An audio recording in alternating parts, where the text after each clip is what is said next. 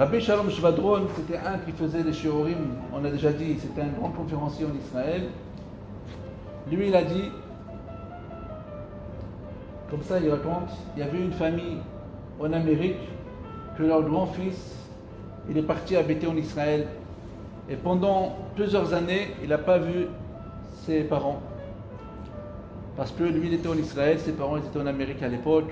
Les voyages étaient très compliqués pour voyager de l'Amérique en Israël, il n'y avait pas des avions.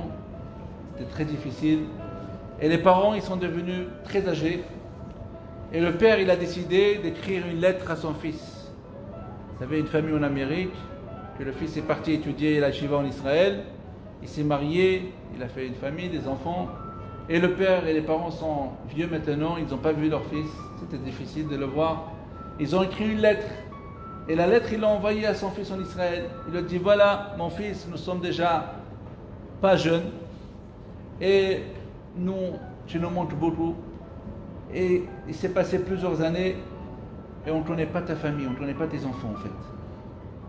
On n'a pas vu tes enfants face à face. Alors s'il te plaît, on ne sait pas si on va arriver à se voir dans ce monde-là. Mais il a dit, moi je suis prêt à venir en Israël parce que ta mère elle est fatiguée, elle ne pourra pas venir. Moi je suis prêt à venir en Israël. Alors le fils il a reçu cette lettre, bien sûr, il a répondu par une autre lettre qu'il est prêt à recevoir son père à la maison. Alors bien sûr, le père était très content, il va aller visiter son fils en Israël, il se prépare, il prépare sa valise, il raconte à tout le monde, ça fait des années qu'il n'a pas vu son fils petit, maintenant il va le voir, presque grand-père, et il prépare son voyage avec une valise de vêtements et une autre valise avec bien sûr beaucoup de cadeaux pour aller voir ses petits-enfants en Israël. Alors bien sûr, chaque petit-enfant c'était quelque chose de spécial, il a acheté des cadeaux à chacun comme il faut, et voilà, il prépare ses deux valises. Le voyage, ce n'était pas un voyage de 8 heures comme l'avion d'aujourd'hui, c'était un voyage de 3 semaines dans un bateau pour aller entre l'Amérique et Israël. Voilà, bien sûr, il monte dans le bateau, le jour est arrivé, et dans le bateau, il raconte à tout le monde, je vais aller voir mes neveux, mes petits-enfants, pardon, je vais aller voir mon fils. Et comme ça, il était très heureux de vouloir pouvoir arriver en Israël. Et après 3 semaines de voyage, très longue, c'est pas facile, les bateaux d'avant, c'est pas les croisières Costa d'aujourd'hui. Même avec les croisières, des fois on a mal à la tête aujourd'hui. Oui. Je peux vous dire, j'étais là-bas quelques années, une semaine, j'attendais rien que se terminer la semaine. C'est pas facile. Alors à l'époque, c'était une souffrance de prendre un bateau comme ça 3 semaines. Et voilà, à la fin, il doit atterrir dans le port d'Israël. Et voilà, il a imaginé que dès qu'il va arriver, il va avoir la queue de son fils, avec ses enfants, avec les fleurs, avec tapis rouge, Oddenia, aïe aïe aïe, et voilà, aïe aïe aïe, combien de désespoir. On dit en hébreu, un espoir, c'est tikva. Et on dit aussi une autre phrase, tzipiyot, le tzapot. Le tzapot, c'est espérer. Et espérer, c'est pas très bien des fois. Alors on dit en hébreu, tzipiyot, yesh rak la kariot. Tzipiyot en hébreu aussi, c'est espoir, espérer. Et tzipit, c'est le drap du coussin. Alors il dit le tzipiyot, c'est rien que pour le coussin. Ça ne sert à rien d'avoir l'espoir, parce que quand on espère beaucoup, on a toujours le désespoir. Alors il ne faut pas espérer beaucoup. Alors ce monsieur-là, il a espéré que son fils et tout le monde va l'attendre. Le bateau est arrivé en Israël.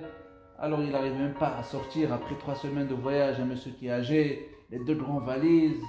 Elle était, on a dit, une pleine de cadeaux et une pleine de vêtements à lui, etc. Voilà, il sort dans le port en Israël et il voit ni son fils, ni personne. Il a été tout seul comme ça en train de pousser ses valises depuis le bateau. Et il sort dehors, il ne voit personne. Bon, bien sûr, il ne va pas revenir. Il a loué un taxi. Il avait l'adresse. Vous savez, quand il a reçu la lettre entre son fils et lui, il avait toujours l'adresse. Il a pris un taxi, il a loué un taxi, il a pris ses valises. Et voilà, il imagine que bientôt il va aller voir en direct son fils, ses petits-enfants. Alors, il lui a dit, j'imagine, il parlait avec le chauffeur, j'imagine qu'ils ont marqué sur la porte, bienvenue papy, bienvenue tante, avec les fleurs et les trucs, bien sûr, c'est extraordinaire. Alors bien sûr, bientôt je vais les voir, etc. Et ils vont sauter sur moi, mes petits-enfants, papy, ça va, ça va. Et après moi je vais les embrasser, comme ça il imagine, il espère. Après à la fin, il arrive à l'adresse, il n'y a personne qui l'attend en bas.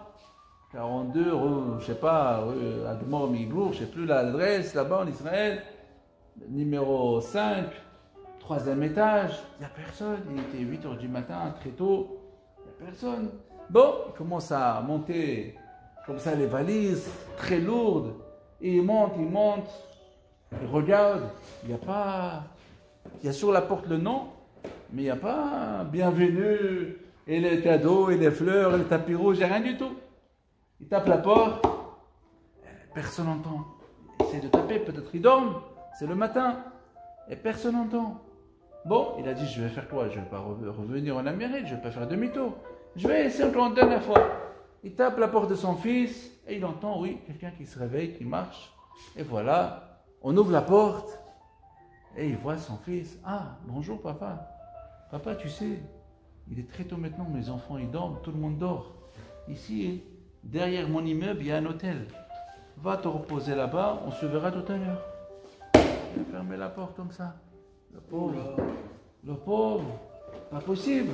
Après tout ce temps-là, 3 semaines, il a espéré, mais il lui dit, va dormir dans l'hôtel. Ben oui, le père, il voulait pas, il lui a dit, attends, moi je suis vieux, rentre-moi au moins les valises. Je suis âgé, comment je veux monter tout ça?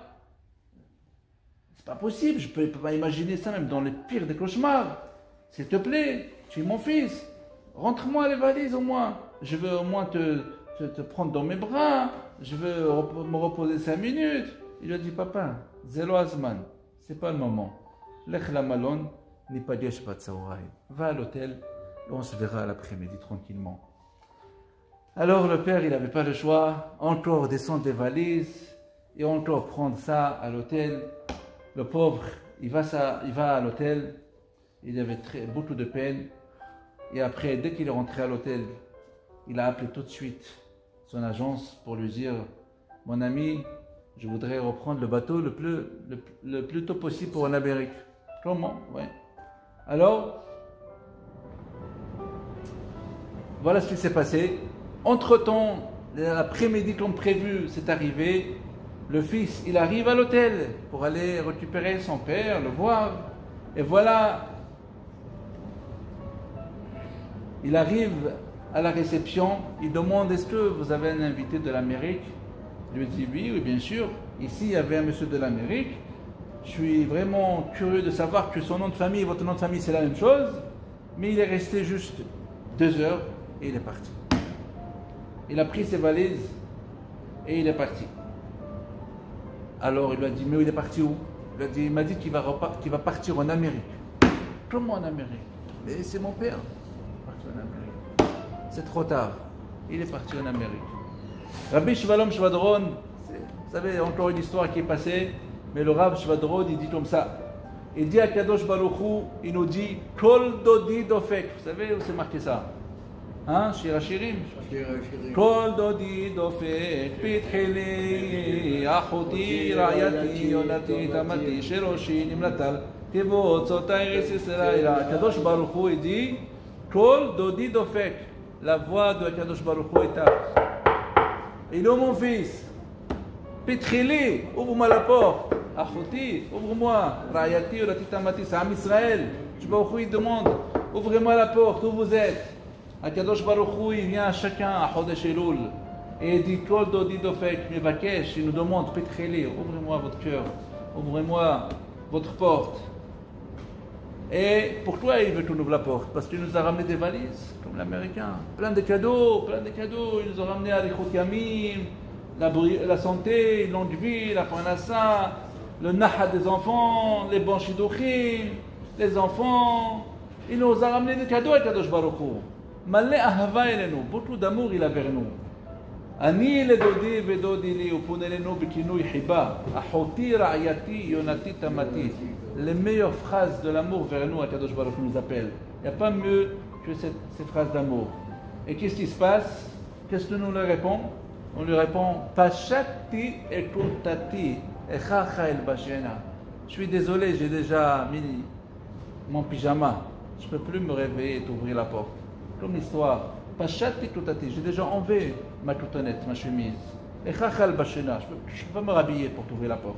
Comme ça on répond. Rahatzti draglaï. J'ai déjà pris ma douche.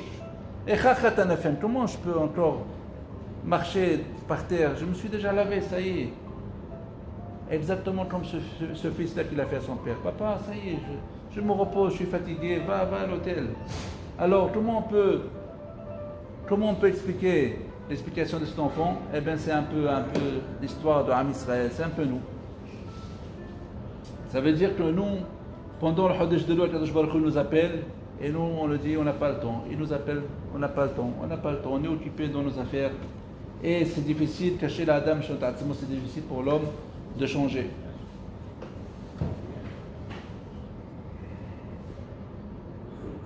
Et voilà, le Chodesh Elul il arrive, Rosh Hashanah il arrive, Yom Kippour il passe, et après Hashem Ishmor, il y a des petites souffrances, des petites sarotes qui arrivent, et puis Tom Niskarim, on se rappelle que notre père il a tapé la porte. Il était là, Elul, Rosh Hashanah. Et nous, qu'est-ce qu'on fait? Dodi Hamak Avar, on cherche à Kadosh Baruch Hu, et qu'est-ce qu'il dit dans Shir HaShirim? Dodi Hamak Avar. Il est passé déjà, il est parti. Ah, mais je veux à Kadosh Baruch Hu. Je le cherche, je veux une délivrance, je veux une bracha, je veux ça, je veux qu'il ait pitié de nous. Bikashtihu velo metzativ. Bikashtiv velo metzativ. Karati velo anani. Après, on l'appelle, il n'est pas là, il ne répond pas. Pourquoi? Ça y est, il est parti en Amérique, il a pris le bateau. Quel bateau? Kadosh Baruch Hu était là avec nous. Il a tapé la porte, Chodesh Elul, Rosh Hashanah Kippour. Mais si on ne se réveille pas, on nous dit, va à l'hôtel, tranquillement, moi je suis occupé, mes enfants ils dorment comme l'histoire. Alors on le cherche, avec Kashtiv, de l'homme et Tzativ, Karativ l'ananou. Alors, Ahmatzno et Taïzamnot. Dans le Zohar, c'est marqué que Kadosh Baruch Hu, il a pitié de Am Israël. Et c'est toute cette histoire de Shir HaShirim, ça parle de Am Israël. Pitchili, Achoti Ra'ati. Qu'est-ce que Kadosh Baruch Hu attend de nous? On le dit à Zohar. Il n'attend pas de nous qu'on ouvre les portes et qu'on fait tous les démarches. Il attend juste Pitchuli Petah, qui Chodosh el Mahat. Ouvrez-moi juste la porte.